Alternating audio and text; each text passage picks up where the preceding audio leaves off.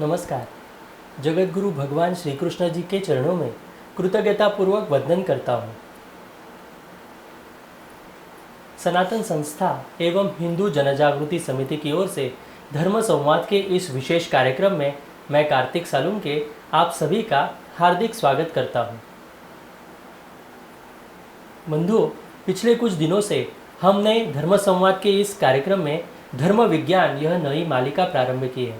इस मालिका का उद्देश्य यही है, जो बुद्धि प्रामाण्यवादी है उन्हें धर्म का महत्व ध्यान में आए और जिनकी धर्म पर श्रद्धा है, श्रद्धालु हिंदू है, उनकी धर्म के ऊपर की श्रद्धा और बढ़े। इस दृष्टिकोण से ही यह धर्म विज्ञान की मालिका प्रारंभ हुई है। इसमें हमने हमारा सनातन धर्म कैसे वैज्ञानिक है इसके बारे में हमने समझ कर लिया। हमारी गुरुकुल शिक्षा पद्धति कैसे थी, कितने हमारे ऋषि मुनियों ने, जो कि एक संशोधक थे, विज्ञानवादी थे, तो उन्होंने किस प्रकार से हमारे नए नए खोज की थी, ये हमने यहाँ पर समझ कर लिया। अभी पिछले बार हमने गणित इस विषय के बारे में जान कर लिया कि गणित ये विषय भारत से कैसे निर्माण हुआ है, हमारे वैज्ञानिक ऋषि मुनियों ने इसका निर्माण कैसे किया है, ये हमने समझ कर लिया। अंकगणित के विषय में हमने जान कर लिया। आज के इस धर्म विज्ञान के कार्यक्रम में हम कालगणना के विषय में समझ कर लेने वाले हैं। हमारे साथ इस चर्चा में हिंदू जनजागृति समिति के राष्ट्रीय मार्गदर्शक सद्गुरु डॉक्टर चारुदत्त पिंगले जी उपस्थित हैं। नमस्कार सद्गुरु डॉक्टर पिंगले जी। नमस्कार कार्तिक जी। तो आइए आज के इस धर्म विज्ञान की मालिका को हम प्रारंभ करते हैं। सर्वप्रथम सद्गुरु डॉक्टर पिंगले जी, मैं आपसे पूछना चाहूँगा कि आज हमारे देश में विक्रम संवत, शालिवाहन शक, हिजरी या ईसाई ऐसे विभिन्न कालगणना चल रही है। सरकारी स्तर पर तो मतलब अंग्रेज़ी और ईसाई कालगणना के अनुसार सब कुछ आजकल व्यवहार हो रहा है। तो ऐसे में हिंदू धर्म के अनुसार युगाब्द कालगणना क्यों आवश्यक है, इसके बारे में आप हमें सभी को मार्गदर्शन करें। युगाब्द ये जो हमारी प्राचीन और पारंपरिक जो कालगणना है, अर्थात युगारंभ से जो शुरू हुई ये वार्षिक गणना है। प्रत्येक युग में अनेक शककर्ता राजा जो निर्माण होते हैं, जिनके पराक्रम के द्वारा नए शक या काल का प्रारंभ होता है, तो उन्हीं जो महावीर है, जो राजा है, उनके नाम से ही कालगणना प्रारंभ होती है। कलयुग में राजा विक्रम, राजा शालिवाहन आदि अनेक वीर योद्धा राजाओं के नाम पर ये शक करता करके नए जो शक है उनका प्रारंभ हुआ है। और उसी के अनुसार विभिन्न प्रांतों में लोग अपना अपना दैनंदिन व्यवहार या जीवन यापन करते हैं। उसमें एक सूत्रता हो, इसलिए कलयुग के जो आद्य शककर्ता है, मतलब राजा युधिष्ठिर यानी पांडवों के जो ज्येष्ठ बंधु है, उनके नाम पर यह कालगणना होना आवश्यक थी। अब्द इस शब्द का अर्थ है वर्ष, और इसके अनुसार युगाब्द इस शब्द का अर्थ युग का वर्ष ऐसे होता है। और वर्तमान जो युगाब्द है वो राजा युधिष्ठिर, उसके महाभारत के पराक्रम के बाद जो नया हमारा ये शक शुरुआत हुआ है, तो उसके नाम पर ये प्रचलित है। अब सर्वप्रथम तो हम यह देखेंगे कि भारत में वर्तमान में प्रचलित कौन से शक या कौन से राजा के पराक्रम के नाम पर अलग अलग कालगणनाएं शुरू है, वह हम समझ लेंगे। सबसे अभी वर्तमान में जो प्राचीन हमें ज्ञात है, उसमें युगाब्द तथा ये युधिष्ठिर का जो शक है वो आज के दिन में 5122 वर्ष का है। यानी 5122 वर्ष पूर्व युधिष्ठिर सम्राट के रूप में स्थापित हुए थे युद्ध जीतने के बाद, और वहां से यह कालगणना शुरू होती। उसी तरह से बौद्ध संवत यह 2597 वर्ष पूर्व से यहाँ पर कालगणना निरंतर प्रारंभ है। उसके बाद जैन संवत वो 2546 वर्ष पूर्व से भारत में एक प्रचलित शक चल रहा है। और उसके बाद जो आता है विक्रम संवत, यानी उज्जैन के जो राजा थे विक्रम, उनके पराक्रम के बाद जो हमारी इसमें कालगणना शुरू हुई वो विक्रम संवत है। आज नेपाल में विक्रम संवत दैनंदिन जीवन में प्रचलित है, परंतु भारत 1947 में स्वतंत्र होने के बाद ये जो विक्रम संवत शुरू होना आवश्यक था, तो उस समय के तात्कालिक राज्यकर्ताओं ने उसको मान्यता न देकर अंग्रेजी का ही कालगणना शुरू रखने का एक जो महापाप किया है, तो आज भारत में हम विक्रम संवत की कालगणना को विशिष्ट पंचांग या विशिष्ट विधि विधान के लिए उपयोग किया जाता है। अब ये जो ईसाई या जिसे हम ग्रेगरियन कहते हैं, या जो वर्तमान में हम जनवरी फरवरी वाला जो कालगणना का ये ले रहे हैं, उसका जो है 2020 वर्ष चल रहा है। यानी क्रिश्चियनिटी के जो ईसा मसीह है उसके जन्म से जो एक शक निर्माण हुआ है, शक चालू हुआ है ईसाई का कालगणना, उसका वो प्रारंभ है। भारत में एक शालिवाहन नाम के राजा हुए थे, और शालिवाहन के पराक्रम के बाद भी उनके पराक्रम के नाम से 1942 वर्ष पूर्व से एक शालिवाहन शक का भी भारत में प्रारंभ हुआ है। उसके बाद आता है हिजरी यानी इस्लामिक कालगणना जो है वो भारत में 1389 यानी 1389 वर्ष पुराना ये एक कालगणना का जो एक शक भारत में चल रहा है ऐसे। और 16वीं शताब्दी में करीब 400-450 वर्ष पूर्व छत्रपति शिवाजी महाराज जी का जब राज्याभिषेक हुआ था और वो हिंदू सम्राट करके उन्होंने गद्दी पर छत्र धारण किया था, तो उन्होंने जो नया शक शुरू किया था वो श्री राज्याभिषेक शक इस नाम से जाना जाता है। तो इस तरह से भारत में अनेक कालगणना के हिसाब से शक प्रचलित है, मगर इससे यही स्पष्ट होता है कि वर्तमान काल में युगाब्द कालगणना यह सबसे प्राचीन कालगणना है, तथा यह कालगणना ज्योतिर्गणित के साथ होने के कारण वो अत्यंत तर्कशुद्ध है, शास्त्रीय है, और सभी भारत में एक ही संवत्सर पद्धति होना आवश्यक है। यानी पूरे भारत को एक सूत्र में बांधने के लिए एक ही संवत्सर के आधार पर कालगणना हमें स्थापित करना आवश्यक है। और इसलिए अब अंग्रेज 21वीं सदी के स्थान पर युगाब्द 52वीं सदी कहना हमें आवश्यक है। यानी उससे क्या होगा कि अंग्रेजी 21वीं शताब्दी की तुलना में अगर हम युगाब्द 52वीं शताब्दी की अगर लकीर खींचते हैं, तो बाकी सब कालगणनाएं हमारे युगाब्द की कालगणना की लकीर के सामने कैसे छोटी हो जाती है। यानी हमारी प्राचीनता, हमारी पारंपरिक श्रेष्ठता और वो कालगणना की श्रेष्ठता और उसके पीछे का शास्त्र, इन सभी को जो महत्ता है वो हमें ध्यान में आती है। अब भारत के समय का जो तात्विक विचार है वो सर्वप्रथम कणाद, ऋषि कणाद जो है उनके वैशेषिक दर्शन में आता है। पतंजलि ने काल के संबंधी अपने विचार रखते हुए यह कहा था कि काल अर्थात समय यह नित्य है, नित्य यानी शाश्वत, यानी वो अविनाशी है। अब वह संसार का आधार है और वह संसार का आधार होकर वो विश्व को व्याप्त करता है। वे आगे भी कहते हैं कि उसका उगम हमें ज्ञात नहीं है, जिसके माध्यम से पदार्थ की क्षय या वृद्धि इसकी अनुभूति होती है, वह काल है। यानी काल की गति के सामने, यानी छोटा बच्चा है वो बड़ा हो रहा है, बड़ा बच्चा है वो वृद्ध हो रहा है और वो मृत्यु हो रहा है। तो ये काल के गति के सामने जब उसके जीवन का पट लिखा जाता है तो फिर वो काल उसका आधार बनता है। अब यह जो काल है यह सूर्य की गति से जुड़ा होने के कारण उसके दिन और रात ऐसे भी भाग माने जाते हैं। अब सूर्य की गति के मतलब सूर्योदय से सूर्यास्त तक जो एक होता है वो दिन का भाग होता है, और सूर्य जब अस्त होने के बाद जो रात्रि का समय होता है वो रात का भाग होता है। तो सूर्य की गति से काल को जब हम निगडित करते हैं तो हमारे यहाँ दिन और रात ऐसे उसमें दो भागों में उसका विभाजन होता है।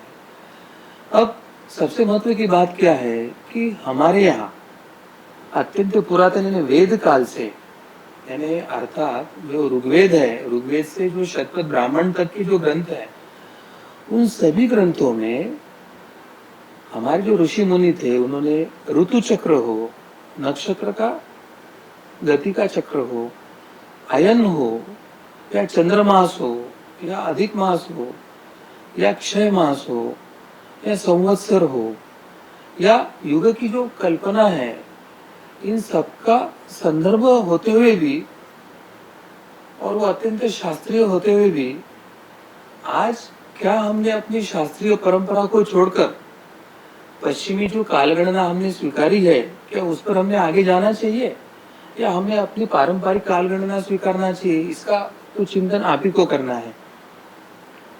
और आपके स्वाभिमान, आप और हमारे स्वाभिमान के आधार पर ही हमारी युगाब्द ये जो कालगणना है उसको हम स्थापित कर पाएंगे।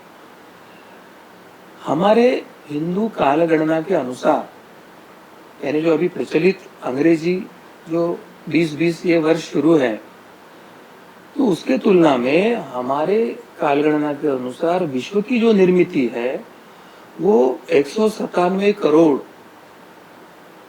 29,49,102 वर्ष हो चुके हैं, ऐसे स्पष्ट हमें बताती है। कहाँ ये वर्ष 2020 और कहाँ हमारे 197 करोड़ की ये कालगणना की श्रृंखला।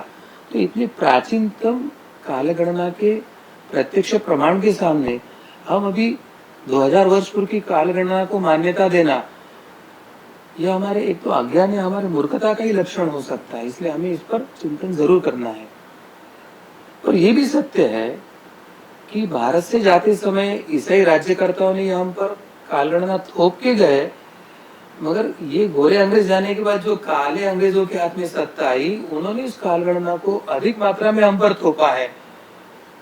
यह वास्तविकता भी हमें जानने की आवश्यकता है। तो ये जो हिस्टोरिकल ब्लंडर्स है, हमने जो ऐतिहासिक गलती किया है, स्वतंत्रता के बाद स्व कालगणना या स्वाभिमान जागृति की प्रक्रिया हमने नहीं किया है, तो वो प्रक्रिया करने के लिए हमें स्व कालगणना को स्थापित करना आवश्यक है। आज विश्व में जिन प्राचीन सभ्यताओं को एक मान्यता दी जाती है, माना जाता है, अब उनके कालगणना के अगर हम अध्ययन करते हैं और उनके अनुसार या तुलना में हमारे कालगणना का हम अध्ययन करते हैं, तो भारत की कालगणना प्राचीन है, यह हमें स्पष्ट होता है। मैं आपको उदाहरण के तौर पर बताना चाहता हूँ। यानी मिस्र, प्राचीन काल में जिसे मिस्र कहा जाता है, जो आज का इजिप्ट है, तो उसकी कालगणना की जो परंपरा है वो 28,670 वर्ष तक की वो इतिहास बताता है। अब उसके थोड़ा सा अगर पीछे जाते हैं तो पारसी, ये जो पारसी लोगों की कालगणना है, या पारस देश है जो आज का ईरान हम जिसको कह सकते हैं, तो इसकी कालगणना का इतिहास कहाँ तक जाता है? तो 1,89,974 यानी 1,89,974 इतने वर्ष तक ये ईरानी कालगणना पीछे जाती है। अब ये जो हित्ती कालगणना है, यानी जो क्षेत्र आज जिसे हम तुर्कस्तान या सीरिया इस क्षेत्र को बोलते हैं, जो प्राचीन समय में हित्ती करके जाना जाता था, तो उनकी कालगणना की प्राचीनता क्या है? तो 88,38,567 88,38,567 ईयर्स। और उसके अगर थोड़ा सा पीछे जाते हैं तो चीनी कालगणना है, यानी वर्तमान ये जो हमारा चीन देश है, तो उसकी कालगणना जाती है 9,60,02,304 वर्ष तक की। मगर इसके तुलना में अगर हम भारतीय वैदिक कालगणना का इतिहास देखते हैं, तो वो कालगणना 197,29,49,102 वर्ष पुरातन है। यानी आज जो हमारा भारत है, या ये जो भारत वर्ष है, भारत उपखंड है, या ये भरत साम्राज्य है, या हमारी वेद संस्कृति है, इसकी अगर पारंपरिक और प्राचीनतम कालगणना का संदर्भ हम देखते हैं जो वैदिक काल से आता है, तो उसकी जो 197 करोड़ की वर्ष की जो एक श्रृंखला आती है, उसके सामने 9 करोड़ वाली जो दूसरी कालगणना है चीन की, वो कितनी न्यूनतम है, ये हमें स्पष्ट होता है। तो ऐसे तुलनात्मक भी अगर हम वैश्विक कालगणना से अध्ययन करते हैं, तो हमारी ये वैदिक कालगणना अत्यंत प्राचीनतम, अत्यंत शास्त्रीय और खगोलीय और गणितीय आधार पर स्थापित होने के कारण उसमें कोई त्रुटि भी अभी तक हम नहीं निकाल पाए। ये सत्य हमें जानने की आवश्यकता है। अब इसके अनुसार जो वांशिक अभिनिवेश जो निर्माण होता है, उस अभिनिवेश को भी हम परे रखकर विचार करते हैं, तो वो करने पर हिंदू कालगणना वैज्ञानिक जो कसौटी है, वैज्ञानिक सत्य है, उस पर खरी उतरती है या उतर सकती है। अगर कोई इसको कसौटी लगाना चाहता है तो उसकी वैज्ञानिकता जांच कर सकता है, क्योंकि आज भी उत्खनन में जो प्राप्त हुए वस्तुएं हैं या कोई पदार्थ उसमें मिले हैं, तो नवनीतम जो अभी आविष्कार है, वो आविष्कारों के बाद अभी ये जो पश्चिमी विद्वान और वैज्ञानिक हैं, वो भी इस तथ्य की पुष्टि करने में लगे हैं कि हमारी ये जो सृष्टि है, ये प्राय 2 अरब वर्षों पुरानी है। और ये जो 2 अरब वर्षों पुरानी सृष्टि का वो एक मॉडर्न साइंटिफिक एक उसके आधार पर वो हमें बता रहे हैं, तो उनकी कालगणना, पृथ्वी की उत्पत्ति की जो स्थिति वो बता रहे हैं, वो भारतीय वैदिक कालगणना को अप्रोक्सीमेटली यानी अधिकतर वो समन्वय करने वाली कालगणना होने के कारण वैज्ञानिक तथ्य और वैदिक परंपरा की कालगणना, ये दोनों में हमें यहाँ पर वास्तविकता काल के कसौटी पर सिद्ध हो रही ऐसी दिखाई देता है। और उसके तुलना में बाकी लोगों ने जो कुछ विश्व की उत्पत्ति के संदर्भ में अपने तर्क रखे हैं, वो कितने ऊपरी है और वो कितने अवैज्ञानिक है, ये तो आधुनिक विज्ञान ही हमें सिद्ध कर रहा है। तो हमें अपने पारंपरिक कालगणना का अभिमान लगना ही चाहिए।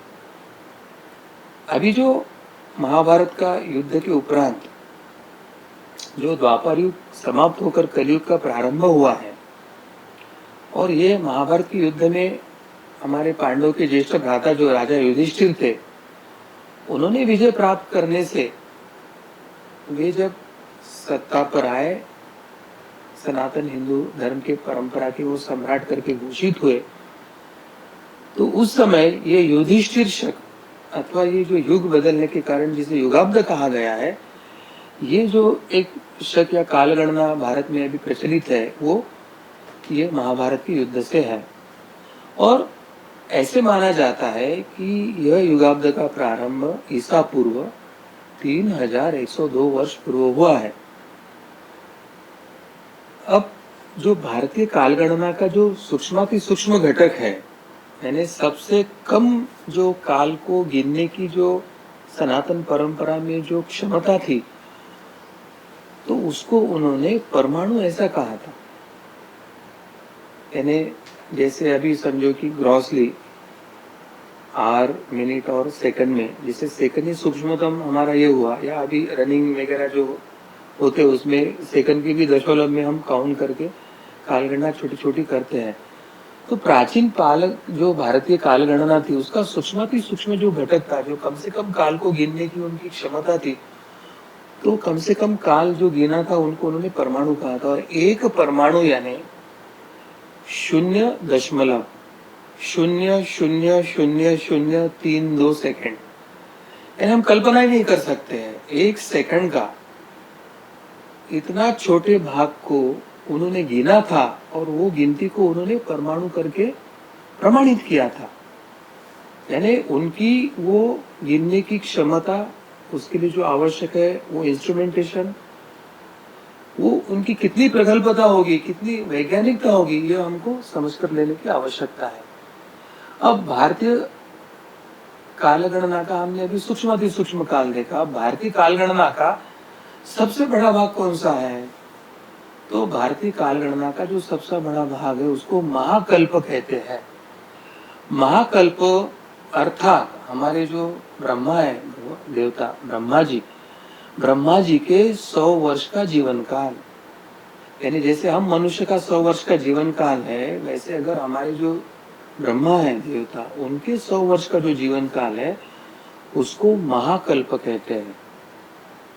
फिर एक महाकल्प अगर उसको हमारे वर्ष 365 दिन वाले वर्ष में अगर उसको कन्वर्ट करना है तो उसका अनुपात क्या होगा? तो एक महाकल्प यानी 31 नील 10 खरब 40 अरब मानवी वर्ष का एक महाकल्प होता है, यानी हमारे ब्रह्मा जी के 100 वर्ष का आयुष्य होता है। यानी ये आंकड़े देखकर भी हमारी कल्पना के बाहर चिंतन जा सकता है। और उस समय जब आधुनिक यंत्रणा नहीं थी, उन्होंने आधुनिक कोई वैज्ञानिक उपकरण नहीं बनाए थे, और उस समय अपनी ज्ञान शक्ति, साधना शक्ति, अतीन्द्रिय ज्ञान के आधार पर उन्होंने इस सब बातों को वस्तुनिष्ठता से निकालकर वैज्ञानिक परिप्रेक्ष्य में लिखकर आज हमारे लिए एक संदर्भ करके रखना, ये हमारे कालगणना का श्रेष्ठत्व का एक वो प्रमाण है, ऐसे हमें समझने की आवश्यकता है। अब हमने हमारे सूक्ष्माति सूक्ष्म और विशाल कालगणना, यह दोनों का जो विचार किया है, तो ये ऋषि के सिवाय अन्य को इसकी कल्पना कर पाएगा, ऐसे किसी को संभव है क्या? ये हमारे ऋषि मुनियों की जो एक श्रेष्ठ आध्यात्मिक जो क्षमता थी, ये उसी का ही परिप्रेक्ष्य है। अब जैसे हमने उस समय काल का गति सूर्य की अगर तुलना मिले तो दिन और रात अगर देखा था, तो सूर्य के सामने जो पृथ्वी का भाग दिखता है, जिसको अह यानी दिन कहा जाता है, और सूर्य की तरफ नहीं है परंतु सूर्य के विरुद्ध दिशा में जो है पृथ्वी का भाग, वो क्षेत्र को रात्रि कहा जाता है। यानी पृथ्वी का जो भाग सूर्य की दिशा में है और प्रकाशित हो रहा है, वो दिन का भाग होता है, और सूर्य के विरुद्ध दिशा में और अप्रकाशित है यानी अंधेरे में है, यानी जहाँ पर रात्रि है, तो ऐसे अह रात्र, ऐसे दिन और रात की हमारे यहाँ जो बनती है, ये जो दिन और रात की कल्पना है, ये अत्यंत शास्त्रीय है। पृथ्वी के स्वयं के बाजू में जो उसका भ्रमण होता है, पृथ्वी की दो गति होती है, एक वो स्वयं के बाजू में घूमते रहती है और दूसरी है वो सूरज की बाजू में गोल घूमती है, परिवलन और परिभ्रमण। ये जो पृथ्वी की दो गति है, तो उसकी एक गति है जो स्वयं के बाजू में घूमती है, उस गति के कारण सूर्य के सामने जो भाग आता है वहां दिन होता है, और सूर्य के विरोधी भाग जो होता है, जहाँ प्रकाश नहीं पहुंचता, वो अंधेरा होता है। यही पृथ्वी की गति के कारण निर्माण होने वाला दिन या रात्र है, और इसी को ही हम कालगणना की दृष्टि से अहोरात्रि ऐसे संबोधन करते हैं। कालांतर में ये जो अहोरात्रि शब्द है, तो जैसे भाषा शास्त्र में व्युत्पत्ति करते समय उसकी हम अलग अलग उसका विश्लेषण करते हैं, तो अहोरात्र यानी अहोरात्र, अहोरात्र, ये जो शब्द है, इसमें ये जो होरा है, ये होरा शब्द की उत्पत्ति हुई है, और होरा इस शब्द का अर्थ है कि 1 घंटा या 60 मिनट का जो हमारा समय है, तो वो 1 घंटे को हमने होरा कहा है। मगर भाषा शास्त्र की व्युत्पत्ति से जाए, या ये जो पश्चिमी कालगणना है, उनको तो अपने कालगणना के लिए 1 घंटे के लिए 1 आवर के लिए क्या कहना, उसके पास शब्द ही नहीं था, और उनके सामने जो प्रमाण था वो भारतीय कालगणना की परंपरा का प्रमाण था। तो उन्होंने क्या किया कि ये जो होरा शब्द था, जो हमने 1 घंटे के लिए संबोधित किया था, तो अंग्रेजी भाषा में उनके भाषा के उच्चारण की विकृति के कारण या वो कुछ बदलाव करके उसको स्थापित करने की प्रक्रिया में होरा को आवर, हावर ऐसे करते करते 1 आवर, ये जो अभी वर्तमान में शब्द प्रचलित है, यह अंग्रेजी का भी शब्द जो है उसका मूल हमारे भारतीय परंपरा में ही कहीं ना कहीं दिख रहा है। ये सत्य हमें समझने की आवश्यकता है। तो इस तरह से ये जो भारतीय कालगणना की जो प्राचीनता है, वैज्ञानिकता है, तार्किकता है, या ज्योतिषीय या गणितीय आधार पर या खगोल शास्त्रीय गणितीय आधार पर इसका जो बेस है, उससे यही पता चलता है कि एक तो प्राचीनतम तो है ही, और तार्किक भी है, वैज्ञानिक भी है, और वो काल के हर कसौटी पे सिद्ध होने वाली है, ये होता है। और अन्य सभी कालगणनाएं ये इसी के आधार पर, इसी के नींव के आधार पर बनी है, यह भी समझ कर लेने की आवश्यकता है। जी सदगुरु डॉक्टर पिंगले जी, प्राचीन भारतीय कालगणना अधिक वैज्ञानिक होते हुए भी अमान्य कर पश्चिमी कालगणना को आज के समय में भारतीयों पर लागू करने का एक ईसाई षड्यंत्र के संदर्भ में आप हम सभी को बताएं।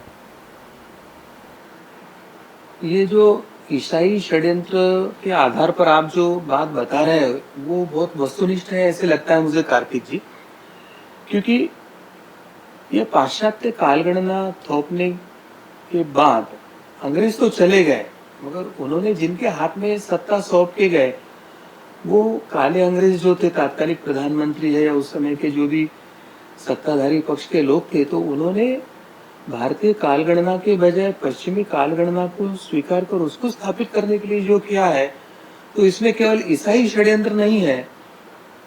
तो इसमें ये जो साम्यवादी विचारसरणी है, जो धर्म विरोधी विचारसरणी है, जो भारतीय परंपरा को नाकारने वाली जो विचारसरणी है, जो अपने को गलत कह के दूसरे को बड़ा मानने वाली है, एक इंफिनिटी कॉम्प्लेक्स वाली जो विचारसरणी है, तो ऐसे ये स्वयं को प्रोग्रेसिव या ऐसे कहने वाले ये जो लोग हैं, तो अंग्रेज और वो जाने के बाद के जो हमारे काले अंग्रेज थे, जो हमारे अपने लोग थे, ये दोनों के साझा षड्यंत्र का हम शिकार है, ऐसे मुझे आपको बताना है।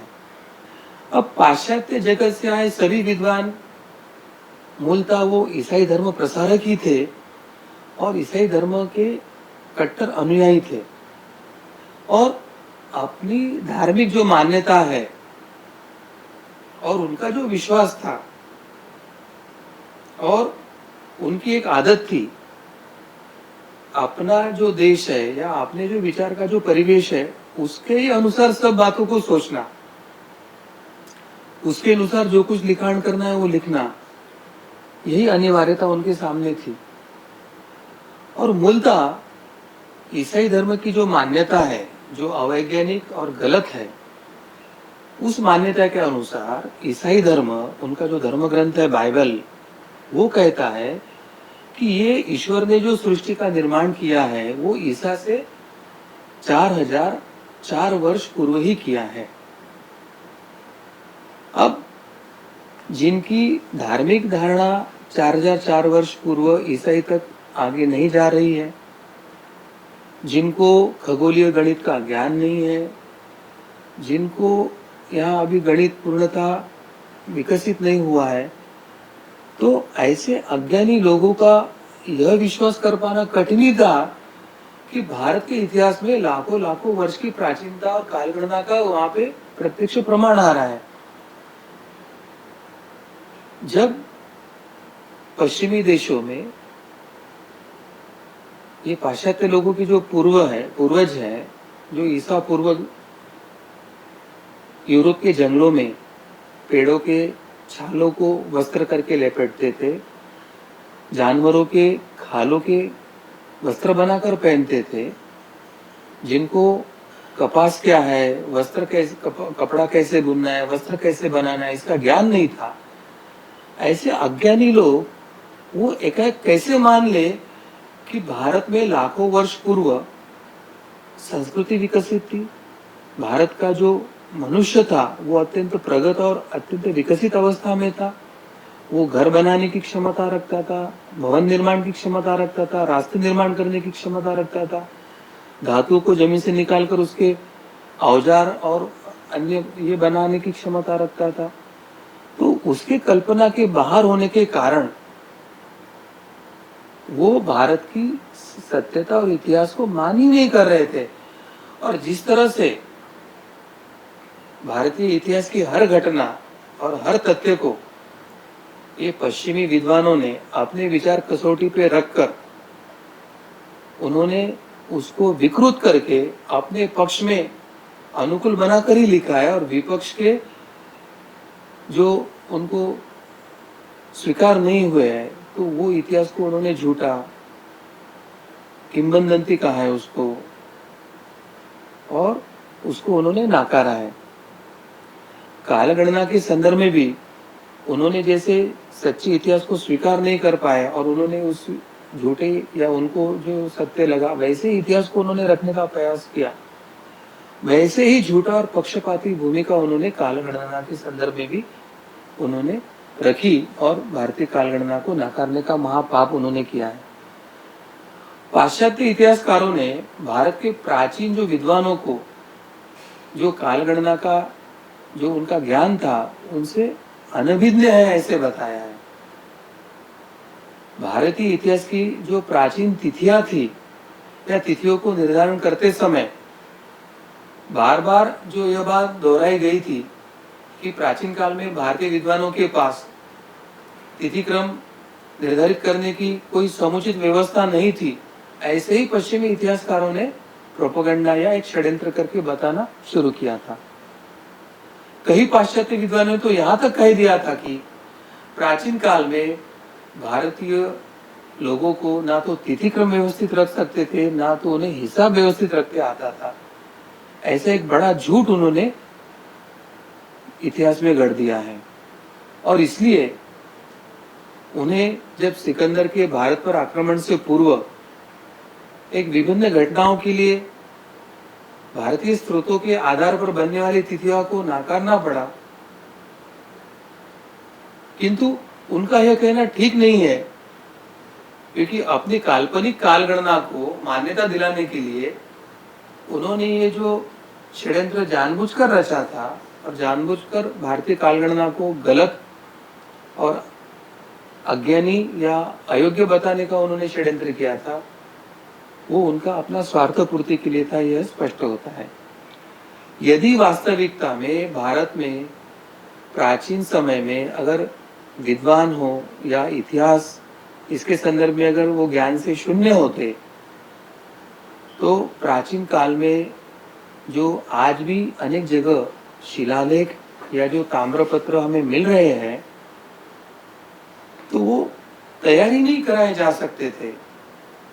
ऐसे अभिलोगों की उपस्थिति में भारत के प्राचीन विद्वानों पर अगर पाश्चात्य विद्वानों ने कालगणना का ज्ञान या तिथिक्रम की जो गणना है उससे अनभिज्ञ होने का, यानी पता नहीं, ऐसे आरोप करना है या उनको हिसाब व्यवस्थित नहीं रख सकते थे, ऐसा अगर वो दोष मढ़ रहे हैं, तो ये पाश्चात्य विज्ञानों की ये जो विद्वानों की ये जो कृति है वो केवल हास्यास्पद ही नहीं, तो मूर्खतापूर्ण है, ऐसे मुझे लगता है।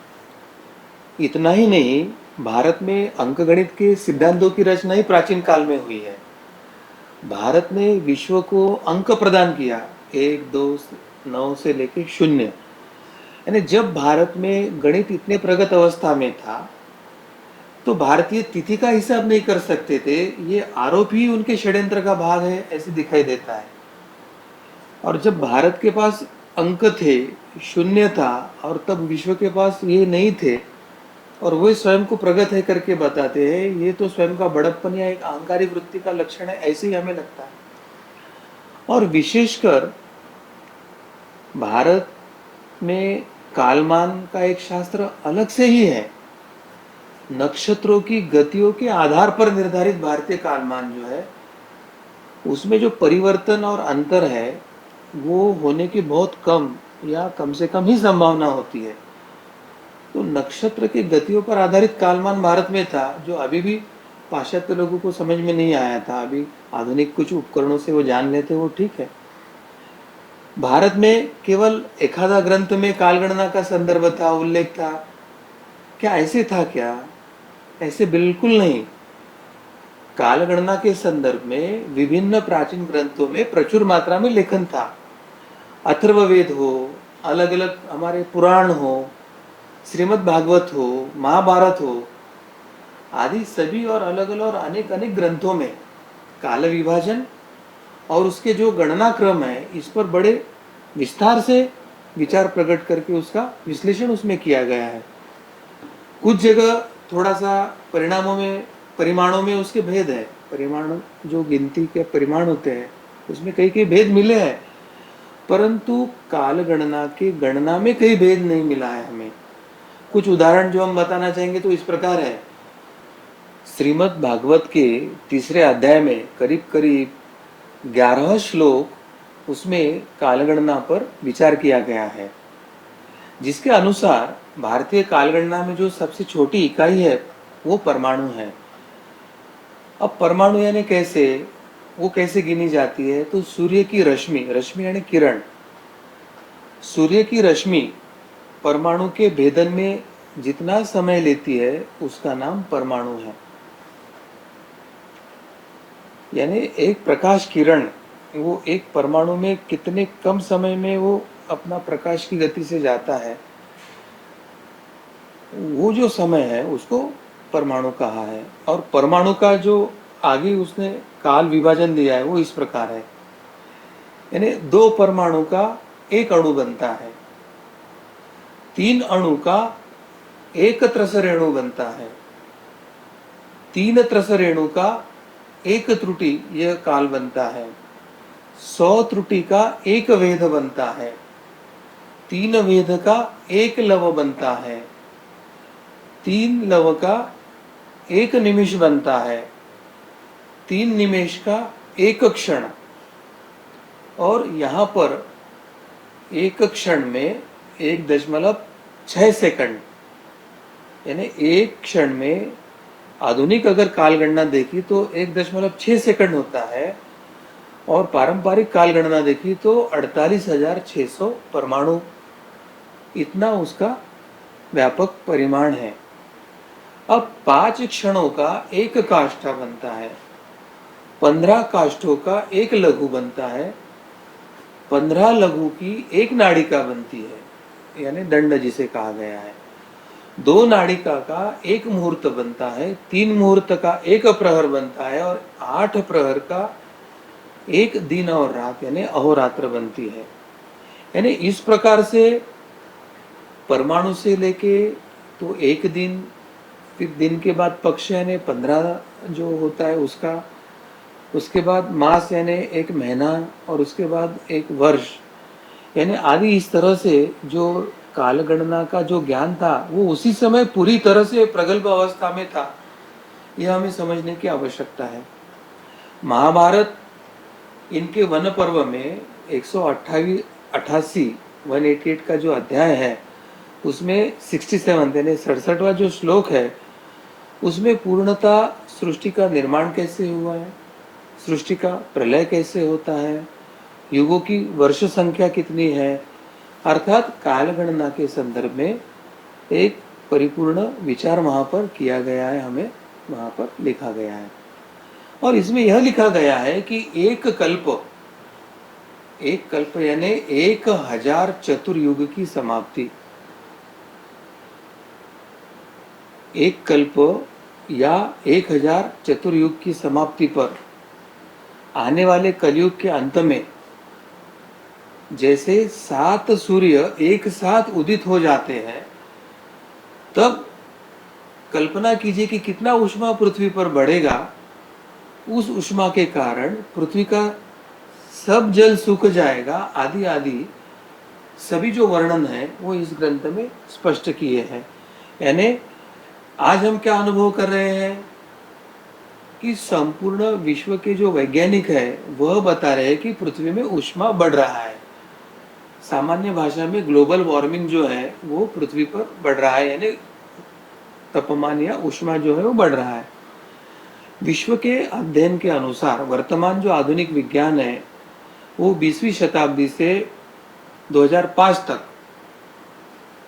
पृथ्वी के औसतम तापमान में प्रति 100 वर्ष में 0.74 और अधिक 0.18 जो सेल्सियस है, सेंटीग्रेड जो है, इतना जो है वो तापमान बढ़ता है, ऊष्मा बढ़ता है।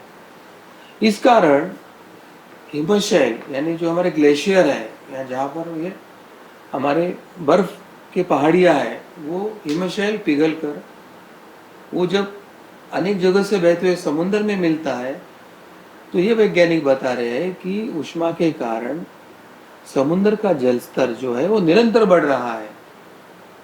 महाभारत के 5000 वर्ष पूर्व के समय में जहाँ एयर कंडीशन या मोटर बाइक या व्हीकल या इस तरह का कोई आधुनिक यंत्रणा का उनको पता नहीं था, ना आधुनिक गाड़ियाँ थी, ना बड़ी फैक्ट्रियाँ थी, ना संभाव्य प्रदूषण की कोई कल्पना थी, फिर भी उस समय उन्होंने आने वाले समय में सृष्टि के परिवर्तन में जो बदलाव पृथ्वी पर होंगे उसके बारे में जो सटीक वर्णन किया है, तो केवल उनकी कालगणना हो या वर्तमान काल के संदर्भ में नहीं, तो आने वाले काल के संदर्भ में भी उनका आकलन कितना सटीक और वैज्ञानिक था, ये इससे स्पष्ट होता है। और इसलिए हमारा ये जो पारंपरिक जो कालगणना है उसको नाकारना, पश्चिमी झूठी अवैज्ञानिक कालगणना को हम पर थोपना, यह षड्यंत्र तो है, मगर केवल यह ईसाई षड्यंत्र है ऐसे नहीं है, अंग्रेजों का षड्यंत्र है ऐसे नहीं है।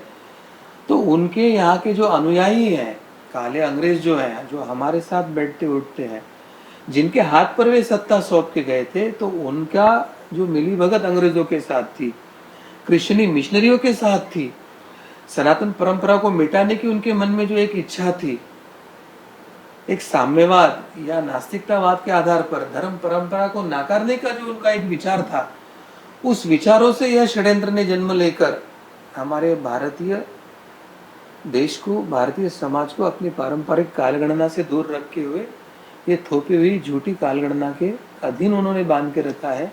इस षड्यंत्र को उजागर करना आवश्यक है। हमको स्वयं से अपनी कालगणना की तरफ जाने की आवश्यकता है और यही हमारे देश का स्वाभिमान जागृत करेगा और भारत का पुनरुत्थान करके भारत को विश्व गुरु तक पहुंचाएगा, ऐसे मुझे निश्चित लगता है। सदगुरु डॉक्टर पिंगले जी, आज पश्चिमी काल गणना के अनुसार रात्रि 12 बजे दिन में परिवर्तन माना जाता है, तो क्या ये मानना उचित है? इसके बारे में भी आप हमारे दर्शकों को बताएं।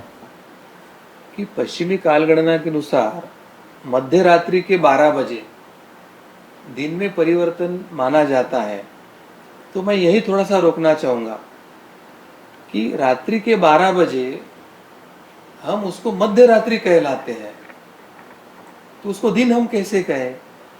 और जब वो रात्रि के 12 बजे मध्य रात्रि है तो दिन में परिवर्तन कैसे हो सकता है? वो रात्रि में परिवर्तन हो सकता है।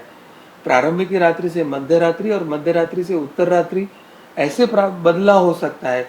तो मूलतः ये जो मध्य रात्रि में परिवर्तन की जो बात है, वही एक अवैज्ञानिक या एक पिछड़ेपन का लक्षण है, वही हमें समझ कर लेने की आवश्यकता है।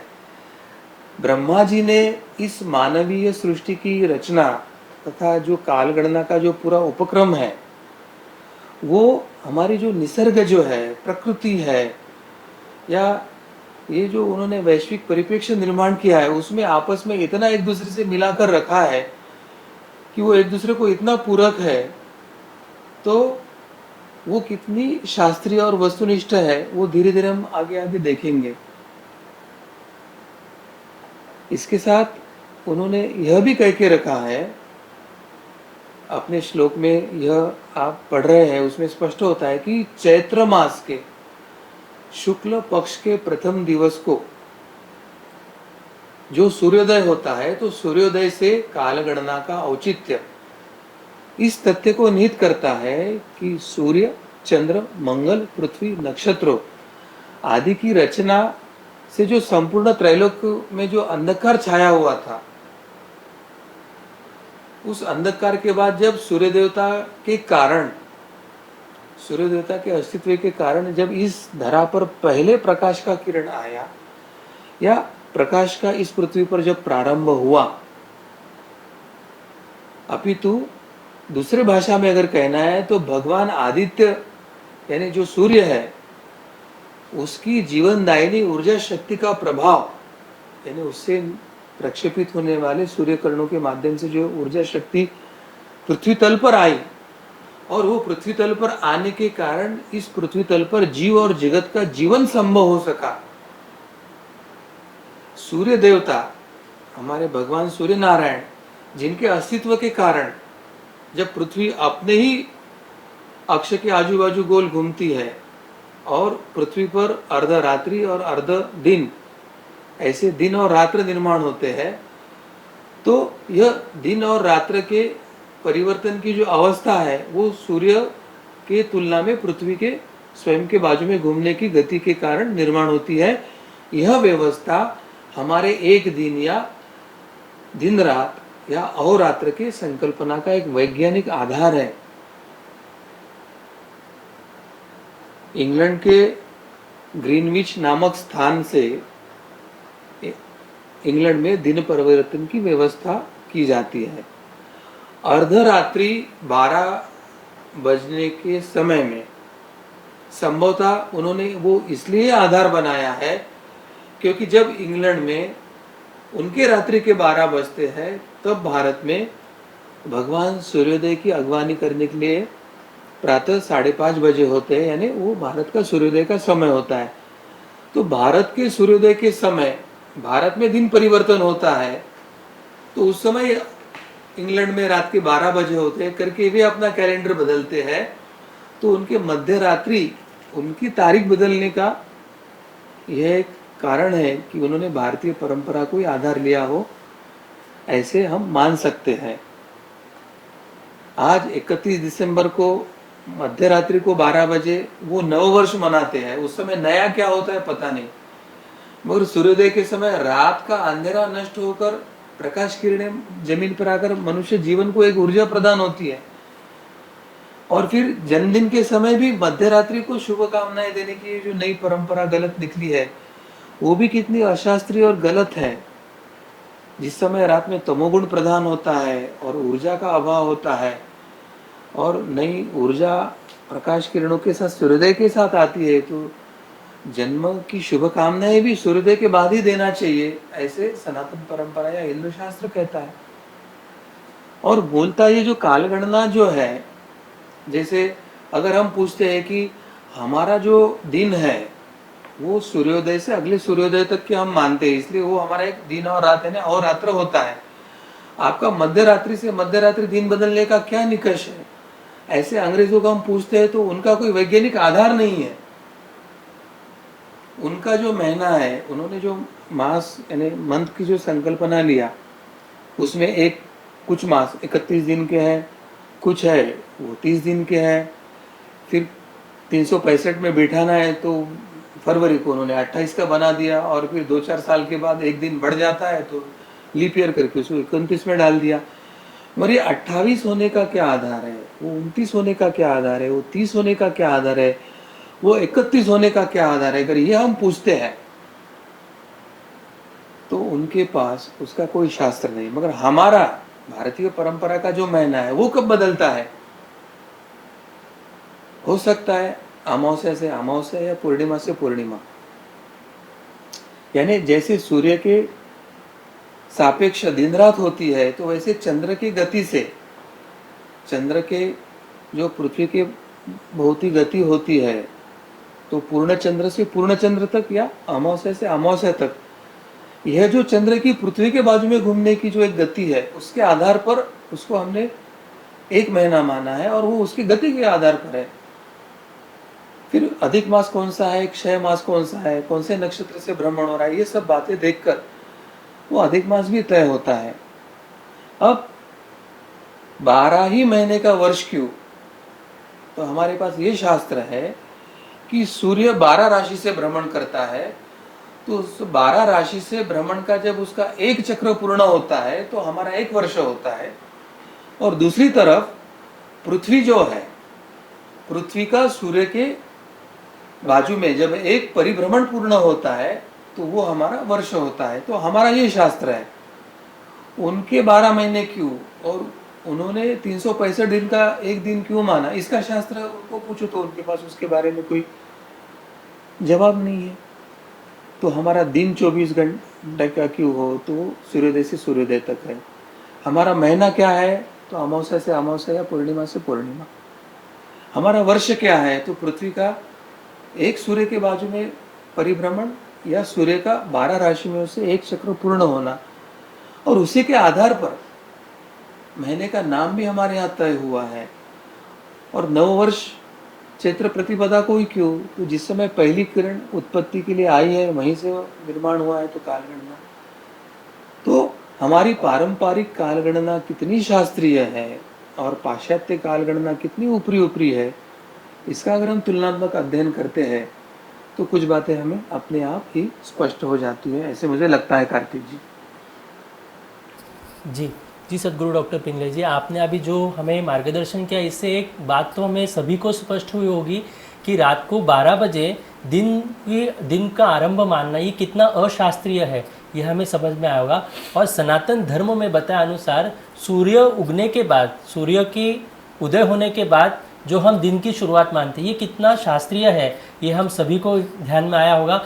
आपने इस कालगणना के बारे में हम सभी को जो महत्वपूर्ण सूत्र बताए, इसके लिए हम सभी आपका बहुत बहुत आभार व्यक्त करते हैं।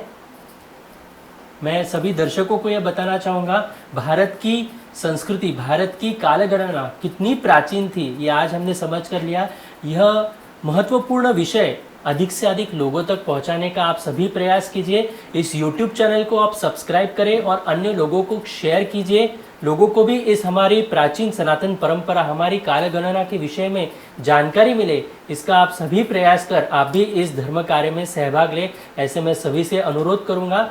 यदि यह विषय सुनते समय आपके मन में कुछ शंका निर्माण हुई हो तो आप अवश्य कमेंट बॉक्स पर अपने प्रश्न लिखकर दे सकते हैं। आपकी शंकाओं का समाधान करने का हम निश्चित रूप से प्रयास करेंगे। भगवान श्री कृष्ण जी की असीम कृपा से आज का यह कार्यक्रम यहीं पर संपन्न हुआ, ऐसे मैं घोषित करता हूँ। नमस्कार।